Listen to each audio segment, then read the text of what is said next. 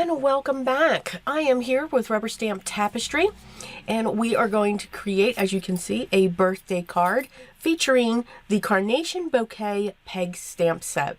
I'm also going to use this die set by Simon Says Stamp and the Happy B-Day die. It's a nice size, and again, I look for those. I look for those large sentiment dies because I think they can become your focal point.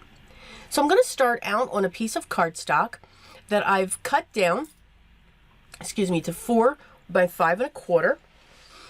And I'm going to, I traced the inside of that die, the cloud part. And now I'm just going to stamp around it. I want these carnations to explode out from underneath this sentiment.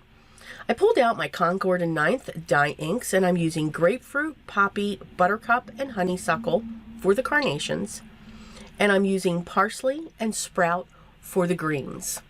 So this is going to be a really nice, bright cherry card. I'm starting with the large. I started with the greens, filled that in, and then I'm coming in with the full round carnation, and I'm just filling that in, and then I'm going to come in with the carnation that's on its side to fill in those open spots around that frame. Once that's done,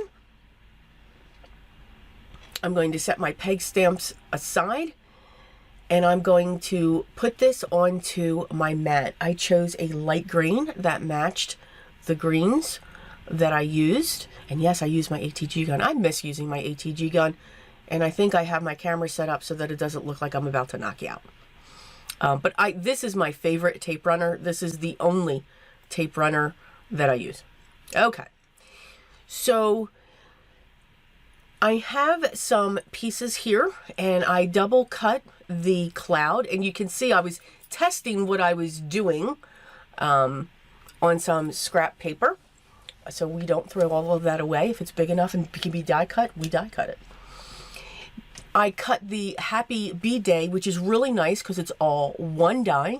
I cut that 3 times from a coral color cardstock, and I'm just layering that up as well.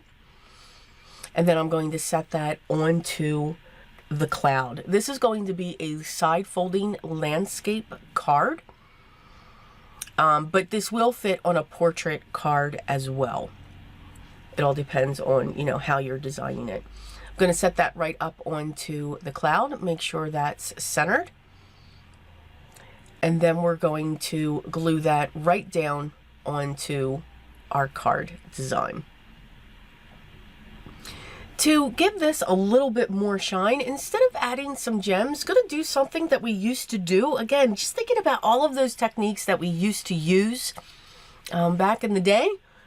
I pulled out my Spectrum Noir sparkle pen and went over the letters to add some sparkle to them.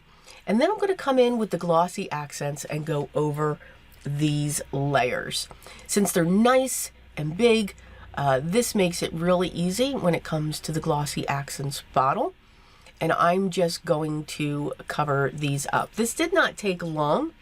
Now when I do something like this, I do let this dry for over 24 hours. I don't let anything sit on top of it. The glossy accents does dry pretty quickly, but I wait. I'll even let it sit for 2 days so that it can get really hard so that it can't be nicked or dented if it does, or if it should travel through the mail. But then again, nothing's perfect. Usually it will. So quick, simple birthday card in no time. So I do hope you enjoyed today's project.